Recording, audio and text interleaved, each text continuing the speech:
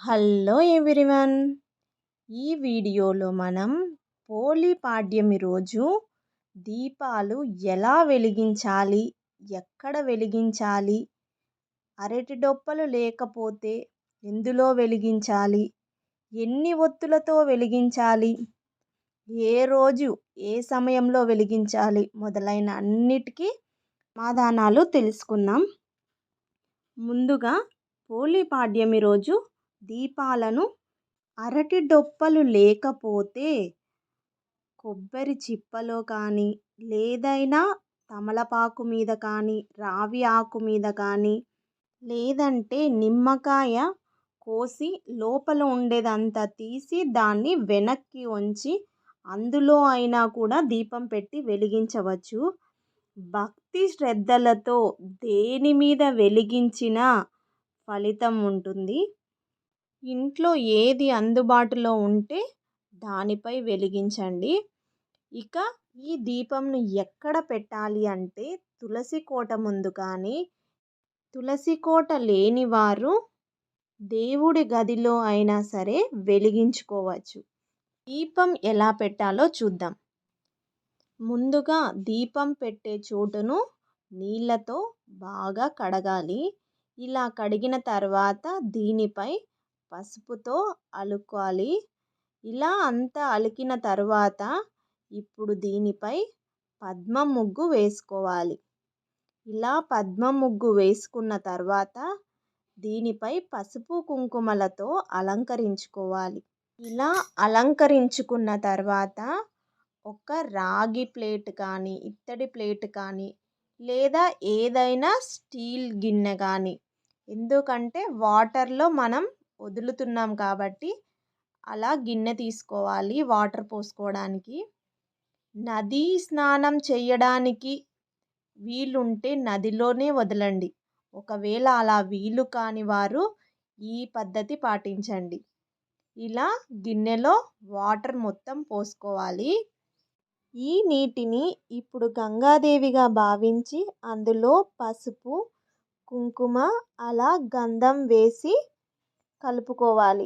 ఇప్పుడు దీనిపై కుంకుమ, పసుపు బొట్లు పెట్టి అలంకరించుకోవాలి. ఇలా కుంకుమ, పసుపు బొట్లు పెట్టి అలంకరించుకున్న తర్వాత ఈ నీటిలో పువ్వులను కూడా వేసి బాగా అలంకరించుకోవాలి.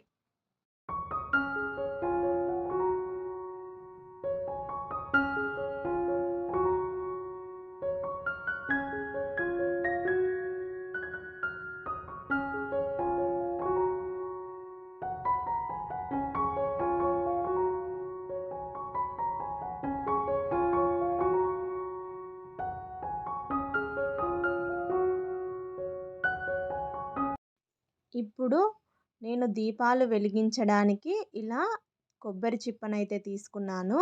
దానిని నీటితో బాగా కడిగేసి పసుపు బొట్లు అలాగే కుంకుమ బొట్లతో అలంకరించుకున్నాను. ఇలా అలంకరించుకున్న తర్వాత ఇప్పుడు ఇందులోకి ఒత్తులు తీసుకోవాలి. ఎన్ని ఒత్తులు తీసుకోవాలి అంటే నెలంతా పూజ చేయలేని వాళ్ళు ఈరోజు 31 దీపాలతో వెలిగించవచ్చు. లేదంటే 33 ఒత్తులు అంటే 2 గంగాదేవికి, 31 నెల రోజులకు, లేదా 35 ఒత్తులు 2 గణపతికి, 2 గంగాదేవికి, 31 ఒత్తులు నెలకు సరిపడా వేసుకోవచ్చు. ప్రతిరోజు పూజ చేసేవారైతే 3 లేదా 5 ఒత్తులతో దీపాలను వెలిగించవచ్చు. కార్తీక పున్నమి రోజు ఎవరైనా 365 ఒత్తులు వెలిగించకపోతే ఈరోజు వెలిగించవచ్చు. ఇలా ఒత్తులను ముందు రోజు రాత్రే ఆవు నేతిలో నానబెట్టుకోవాలి. ఇలా నానబెట్టుకున్న ఒత్తులను అగరబత్తితో మాత్రమే వెలిగించండి, లేదా ఏకహారతితో వెలిగించండి. ఇలా వెలిగించుకోవాలి. ఒకవేళ కొబ్బరి చిప్ప అందుబాటులో లేకపోతే ఏం చేయాలి అంటే రావి ఆకును కానీ, లేదా తమలపాకును కానీ తీసుకోవాలి. ఆ ఆకును శుభ్రం చేసుకొని వాటి మీద కూడా పసుపు కుంకుమ బొట్లతో అలంకరించుకోవాలి. ఇలా అలంకరించుకున్న తర్వాత దీనిపై ఒత్తిని పెట్టుకోవాలి. ఇలా ఒత్తి పెట్టుకున్న తర్వాత ఈ దీపాన్ని అగరబత్తితో వెలిగించుకోవాలి. ప్రసాదంగా మనం ఏదైనా నైవేద్యం చేస్తే సమర్పించవచ్చు. లేదంటే ఒక బెల్లం ముక్కను లేదా ఏదైనా పండ్లను పెట్టవచ్చు. ఇలా పెట్టుకున్న తర్వాత ఇలా చేతితో 3 సార్లు ఆ దీపాలకు వెళ్ళేటట్టు నీళ్లను కదపాలి. ఒత్తుల మీద పడకుండా జాగ్రత్తగా 3 సార్లు అలా అనాలి. ఇలా పోలీపాడ్యమి రోజు పూజనైతే పూర్తి చేసుకోవాలి.